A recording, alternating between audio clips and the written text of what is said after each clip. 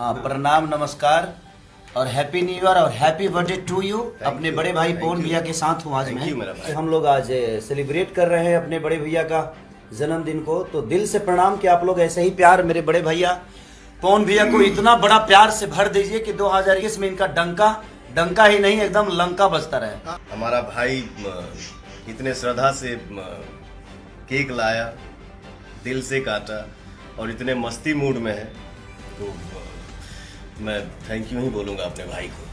Love you too. दोस्तों, आखिरकार खेसारी लाल यादव सारी विवादों को भूलकर पावर स्टार पवन सिंह के जन्मदिन पर उनके साथ उनका बर्थडे सेलिब्रेट करने के लिए पहुंच गए, क्योंकि आप सभी तो जानते हैं कि हरदम पावर स्टार पवन सिंह और ट्रेंडिंग स्टार खेसारी लाल यादव में विवाद कंट्रोवर्सी होते रहता है। मगर इस बार खेसारी लाल यादव ने पवन सिंह के बर्थडे में पहुंचकर उनको हैप्पी बर्थडे विश करके उनको ढेरों सारी शुभकामनाएं दी, जिसको लेकर खेसारी लाल यादव के फैंस भी काफी खुश है, क्योंकि उनके फैंसों के नजर में खेसारी लाल यादव का इज्जत और भी बढ़ गया है। तो दोस्तों, खेसारी लाल यादव ने पावर स्टार पवन सिंह को जन्मदिन का बधाई दिया है। क्या उन्होंने सही किया या गलत, प्लीज इस पे आप सभी अपना राय हमें जरूर दीजिएगा और पवन सिंह को प्लीज कमेंट बॉक्स में हैप्पी बर्थडे जरूर बोल दीजिएगा। धन्यवाद।